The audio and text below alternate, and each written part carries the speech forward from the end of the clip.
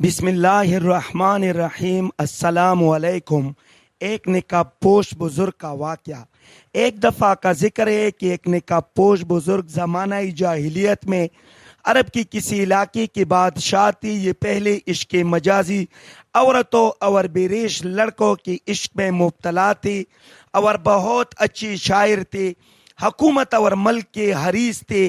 جب اللہ تعالیٰ کے عشق حقیقی نے ان کے دل پر اثر کیا تو حکومت و سلطنت تلخ معلوم ہونے لگی۔ ایک دفعہ اللہ تعالیٰ کی محبت میں بے چین ہو کر بادشاہ آدھی رات کو اٹھا، گدڑی اڑی اور اپنی سلطنت سے باہر نکل گیا۔ دل میں عشق الہی کی آگ پیدا ہو چکی تھی۔ سلطنت کا شور و غل محبوبی حقیقی کی یاد میں رکاوٹ بن رہا تھا۔ آخرکار پیمانہ صبر چھلک گیا، ایک چیخ ماری اور دیوانوار صحرا کی طرف چل دیا۔ اس عاشق کی صادق کی سچی آہ نے اس کو سلطنت کی مضبوط قید و بند سے آزاد کر دیا۔ چنانکہ عشق حقیقی نے اس بادشاہ کو تخت و تاج سے بیزار کر کے آدھی رات کو جنگل کا راستہ اختیار کرنے پر مجبور کر دیا۔ سنگلاخ پہاڑوں اور دریاؤں صحراؤں سے دیوانوار گزرتا ہوا بادشاہ اپنی حدود سلطنت سے نکل کر دوسرے ملک تبوک کی سرحد میں داخل ہو گیا اور چہرہ پر نقاب ڈال لی تاکہ عام لوگ پہچان نہ سکے کہ یہ گدڑی پوش کس ملک کا رئیس یا بادشاہ ہے۔ ملک تبوک میں اس بادشاہ پر جب کئی فاقے گزر گئے تو ضعف و نکاحت سے مجبور ہو کر مزدوروں کے ساتھ اینٹیں بنانے لگا۔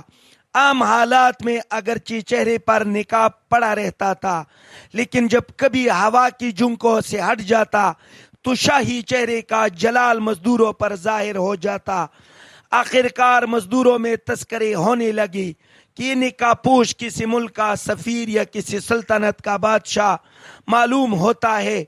رفتہ رفتہ یہ خبر ساری سلطنت میں مشہور ہو گئی اور تبوک کی بادشاہ تک بھی پہنچ گئی۔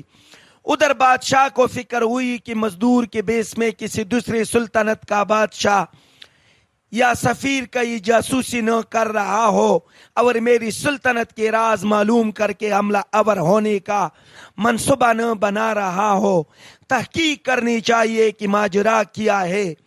شاہی تبوک نے فوراً سامان سفر باندھا اور خفیہ طور پر حالات معلوم کرنے کے لیے مزدوروں کے جرمٹ میں گھس گیا جہاں وہ نقاب پوش اینٹیں بنا رہا تھا۔ بادشاہ نے اس کے علاوہ تمام مزدوروں کو دور ہٹا دیا اور اس کا نقاب اٹھا دیا، اور بادشاہ نے اس کی چہرہ کی رونق کو دیکھتی ہی پہچان لیا کہ بادشاہ معلوم ہوتا ہے۔ چنانچہ بادشاہ نے ان سے دریافت کیا کہ آپ اپنی صحیح حالات سے مجھے آگاہ کیجیے۔ آپ کا یہ روشن چہرہ شہادت دیتا ہے کہ آپ کسی ملک کے بادشاہ ہے، لیکن آپ نے یہ فقیری اور مسکینی کس وجہ سے اختیار کی ہے؟ تبوک کی بادشاہ نے مزید متاثر ہو کر کہا، آپ نے اپنی راحت اور بادشاہت کو اس کلف و فکر کے تکلیف پر قربان کیا۔ اے عالی حوصلہ، آپ کی اس ہمت پر میری یہ سلطنتی تابوک ہی نہیں بلکہ سینکڑوں سلطنتیں قربان ہو۔ مجھے جلد اپنی رات سے آگاہ کیجیے۔ اگر آپ میرے پاس مہمان رہے تو میری خوش نصیبی ہوگی اور آپ کے قرب سے میری جان خوشی سے 100 جان کے برابر ہو جائے گی۔ اس طرح بہت سی ترکیبوں سے شاہی تبوک فقیری کے لباس میں چھپی ہوئی بادشاہ سے دیر تک باتیں کرتا رہا تاکہ اس کا راز کھل کر سامنے آ جائے، لیکن راز و نیاز کی گفتگو کے بجائے اس نے نقاب پوش بادشاہ نے شاہی تبوک کے کان میں محبوبی حقیقی اللہ تعالیٰ کے درود و عشق نہ جانے کیا بات کہہ دی کہ اسی وقت یہ بادشاہ تبوک بھی عشق الہی سے دیوانہ ہو گیا اور اپنی سلطنت کو ترک کر کے اس نقاب پوش بزرگ بادشاہ کے ساتھ رہنے کے لیے تیار ہو گیا۔ آدھی رات کو یہ دونوں بادشاہ اس ملک سے نکل کر کسی اور سلطنت میں چل دی تاکہ مخلوق پریشان نہ کرے اور دل کی فراغت کے ساتھ محبوب حقیقی کی یاد میں مشغولی نصیب ہو۔ یہ دونوں بہت دور تک چلتے رہے، یہاں تک کہ کسی تیسری سلطنت میں داخل ہو گئے۔ الغرض بادشاہت کو چھوڑ کر آنے والے اس عاشق کے صادق نے کہا، پوچھ کی بات میں نہ جانی کیسی لذت تھی کہ شاہی تبوک پر سلطنت کی تمام لذتیں حرام ہو گئی۔ ہم سارے عشق اس لذت کے سامنے ہیچ ہو گئے اور دل میں عشق الہی ایک دریا جوش مارنے لگا۔